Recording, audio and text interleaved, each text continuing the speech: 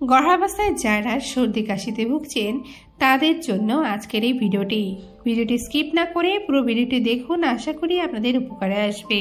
তবে ভিডিওটি শুরু করার আগে অবশ্যই আপনাদেরকে অনুরোধ করব, যদি আপনারা এখনও এই চ্যানেলের সদস্য না হয়ে থাকেন অবশ্যই চ্যানেলটিকে সাবস্ক্রাইব করে চ্যানেলটির সদস্য হয়ে যান আর বেল আইকনটি বাজিয়ে রাখুন, তাহলে প্রেগন্যান্সি রিলেটেড যে সকল ভিডিও আপলোড করা হয় সেগুলো নোটিফিকেশন সবার আগে আপনার কাছেই পৌঁছে যাবে। তার সাথে অবশ্যই কমেন্টে জানাবেন আপনি এখন কত মাসে গর্ভবতী। এই সময় যে কোনো ওষুধ সহজে গ্রহণ করা যায় না, তাই এই সময় অনেকে ঘরোয়া প্রকারের খোঁজ করেন যার কোনো পার্শ্ব প্রতিক্রিয়া ভ্রূণ এবং মায়ের উপর পড়বে না। তাহলে চলুন দেখে নেওয়া যাক, গর্ভাবস্থায় যদি সর্দি কাশি হয় তাহলে আপনি কোন ঘরোয়া প্রতিকারটি বেছে নেবেন। গর্ভাবস্থায় মহিলাদের মধ্যে রোগ প্রতিরোধের ক্ষমতা আগের তুলনায় কমে যায়। এই সময় অনেক সাবধানের সাথে থাকতে হয়, কিন্তু জলবায়ু পরিবর্তনের কারণে বা অন্য কোনো কারণে সাধারণ জ্বর সর্দি কাশির সমস্যা দেখা দিতে পারে। গর্ভাবস্থায় সর্দি কাশি হলে আরও সমস্যা অস্বস্তি হয়। আবার এই সময় যে কোনো ওষুধ সহজে গ্রহণ করা যায় না, তাই এই সময় অনেকেই ঘরোয়া প্রতিকারের খোঁজ করেন যার কোনো পার্শ্ব প্রতিক্রিয়া ভ্রূণ এবং মায়ের উপর পড়বে না। তাহলে চলুন দেখে নেওয়া যাক, গর্ভাবস্থায় সর্দি কাশি হলে আপনি কোন ঘরোয়া প্রতিকারটি বেছে নেবেন। প্রথম হলো নারকেল তেল।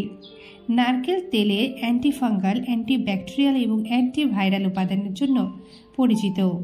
উপরন্তু নারকেল গর্ভাবস্থার ক্ষেত্রেও সুরক্ষিত।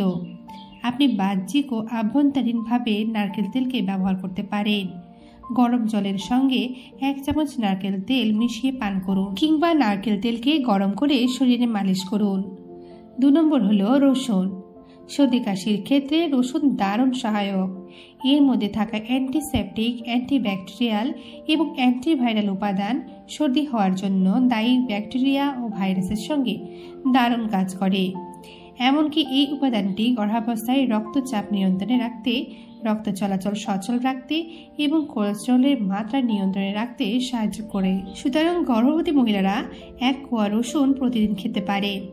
3 নম্বর হলো আদা। গর্ভাবস্থায় সর্দি কাশির হাত থেকে রেহাই দিতে সাহায্য করে আদা। এছাড়াও এই উপাদান রক্ত চলাচল সচল রাখতে এবং অন্যান্য সংক্রমণের হাত থেকে শরীরকে সুস্থ রাখতে সাহায্য করে। গরম জলের সঙ্গে আদা, লেবুর রস ও মধু দিয়ে পান করতে পারেন। অন্যদিকে মধু ও লেবুর রসও গর্ভাবস্থায় সর্দি কাশির হাত থেকে রেহাই দিতে সাহায্য করে। 4 নম্বর হলো গরম স্যুপ। গর্ভাবস্থায় সর্দি কাশি হলে গরম সবজি ও চিকেনের স্যুপ পান করতে পারেন। এর মধ্যে আদা, রসুন ও পেঁয়াজ দেবেন। এই 3টি উপাদান সর্দি কাশির হাত থেকে রক্ষা করবে এবং সবজি শরীরের ওপর ইতিবাচক প্রভাব ফেলে। গরম স্যুপ পান করলে বসা সর্দিও উঠে আসবে। শেষ 5 নম্বর হলো বাষ্প। গর্ভাবস্থায় সর্দি কাশি হলে গরম বাষ্প নিতে পারেন। গরম জলে লেবুর খোয়া আর 2 ফোঁটা ল্যাভেন্ডার অয়েল দিয়ে স্টিম নিতে পারেন, এতে অনেকটা স্বস্তি পেতে পারেন। এই ছিল কয়েকটি ঘরোয়া উপায়। আশা করি এই উপায়গুলো থেকে আপনারা সর্দি কাশি থেকে কিছুটা রেহাই পাবেন। তাহলে আজকের ভিডিওটি এই অবধি থাকলো। নেক্সটে কি ভিডিও দেখতে চান অবশ্যই কমেন্ট করে জানাবেন। যার কমেন্ট প্রথম আসবে তার কমেন্ট অনুযায়ী কিন্তু নেক্সট ভিডিও তৈরি করব। তাহলে দেখা হবে নেক্সট কোনো ভিডিওতে।